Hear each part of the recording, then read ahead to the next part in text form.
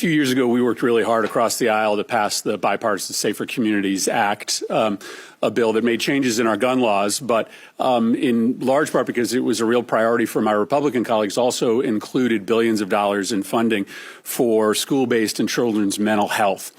Earlier this year, you did something extraordinary. You canceled $1 billion worth of existing ongoing grants to schools all across the country.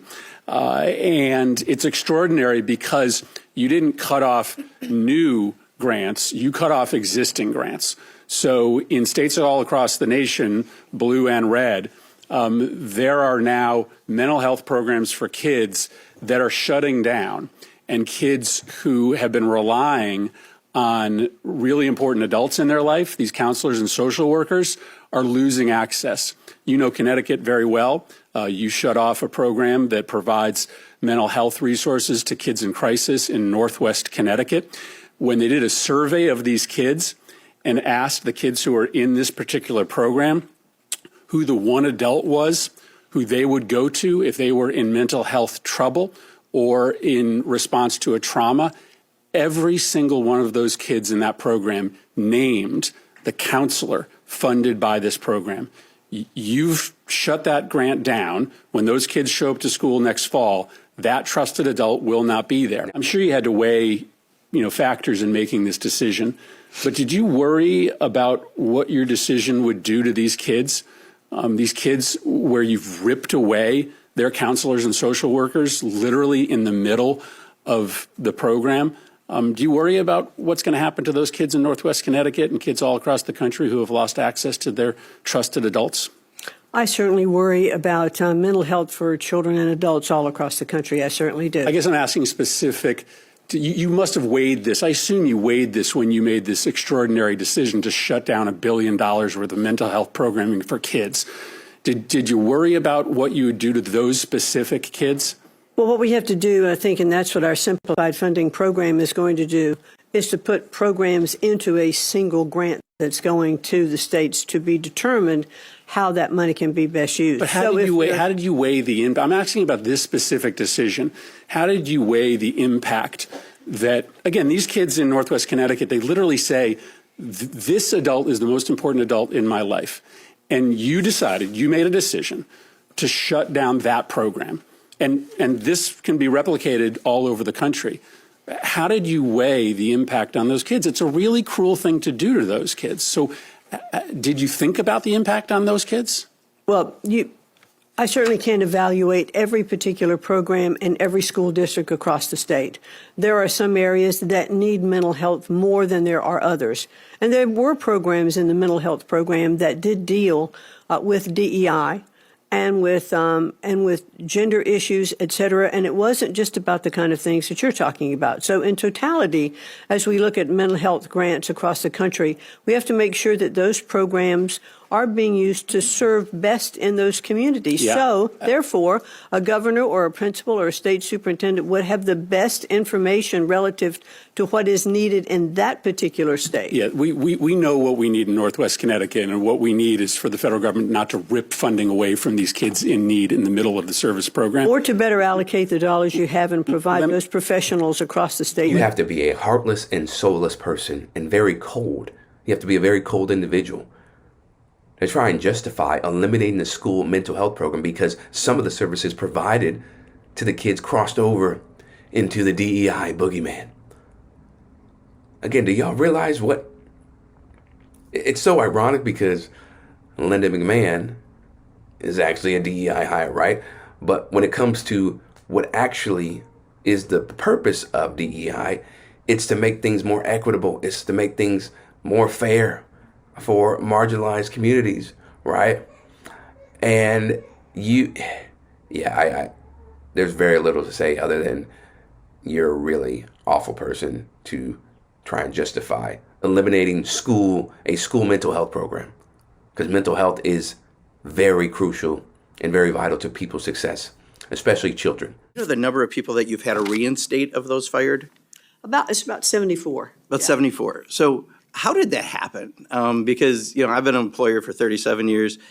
the dumbest thing I could possibly do is fire someone just to rehire them, right? Because you've given them no job security. It's like beyond stupid, right? Not saying that because you didn't do it. Clearly, it sounds like this was from Elon Musk. But how did that happen, that people got fired and no one thought of you might need them in your department? Some of that did happen when I returned. Okay. Now, I was in the private sector. I have done restructuring in firms, and it's painful to do that. Yeah, but And fire people to rehire them? Well, here's the thing. Like, usually that's not a strategy. When right? you are restructuring in a company, you hope that you're just cutting fat. Sometimes you cut a little in the muscle, and you realize it as you're continuing with your programs, and you can bring people back to do that. Yeah, So or that's you what can we plan did. ahead and not fire people to rehire them, right? That would be another strategy that I think is more often used. Would you agree? Well, I'm saying that I have been on both sides of that coin, and I found them both to be effective.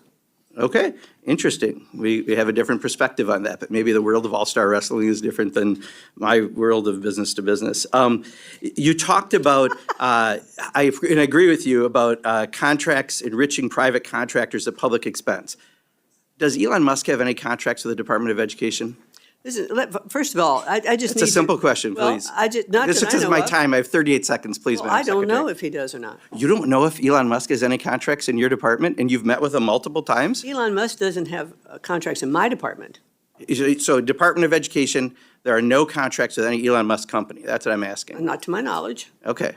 All right. You want to check a blue card real quick, or are you pretty sure of that? I said not to my knowledge. Okay. If I find out differently, I'll be happy to get back to you. All right. And just in the last few seconds I have, just real quick on private schools getting public dollars, just so you know, something like 3/4 of the students that wind up going into those schools already attend those schools, and they're getting tax money. So if we get rid of the Department of Education, should we put the private voucher program under Ways and Means, because it's really more of a tax benefit than an education benefit? Well, I'm happy to get back to you on that as to how we restructure the Department of Education going forward and how those programs are handled. Great. Appreciate it. Thank you, Madam Secretary. You're welcome. Again, considering the environment in which this president continues to foster about who's important and who's not. Yes or no? Congresswoman, there are laws on the books in Title VI that totally. Laws don't mean Therefore- anything to this administration. I'm asking you do you realize that to send authority back to the states, to eliminate your oversight, to eliminate your accountability, to eliminate your determination as to resources going to schools that are teaching, public schools that are teaching underserved communities. This will result in the very reason that we had to get the involvement of the federal government in this issue. And that's a yes or a no. Either you believe It isn't a yes or no, but I will not respond to any question based on the theory that this administration doesn't care anything about the law and operates outside it. So This that is a administration mischaracterization, and I won't I'll respond. reclaim my time for 5 seconds because you can say anything you want. Your rhetoric means nothing to me. What means something to me is the actions of this administration, from the President of the United States conducting himself in a corrupt manner to his family, enriching him and himself corruptly, to determine that this administration can tell you what's right, what's wrong, what's lawful, what's not, that it can arrest judges, it can arrest lawyers, it can use its power to bully people. And I'm telling you, the Department of Education is one of the most important departments in this country. And you should feel shameful to be engaged with an administration that doesn't give a Just like pretty much everybody else in the Trump administration, Linda McMahon was handed a position she's completely unqualified for solely because she's one of Donald Trump's biggest donors.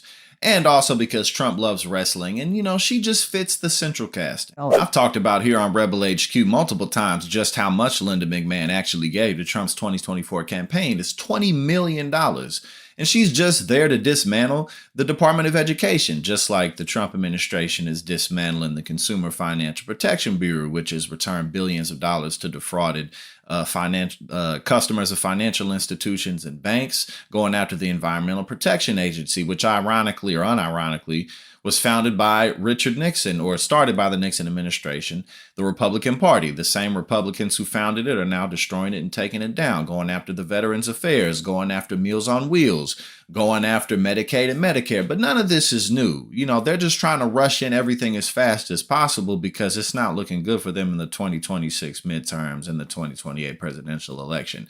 Now, unfortunately, the Democratic establishment might just be like, you know, we're going to win off default. And they may, but that's not good enough going forward into the future, which is why I always talk about how important it is for us to run for office or to push those who we know may do a good job in our communities to do the same.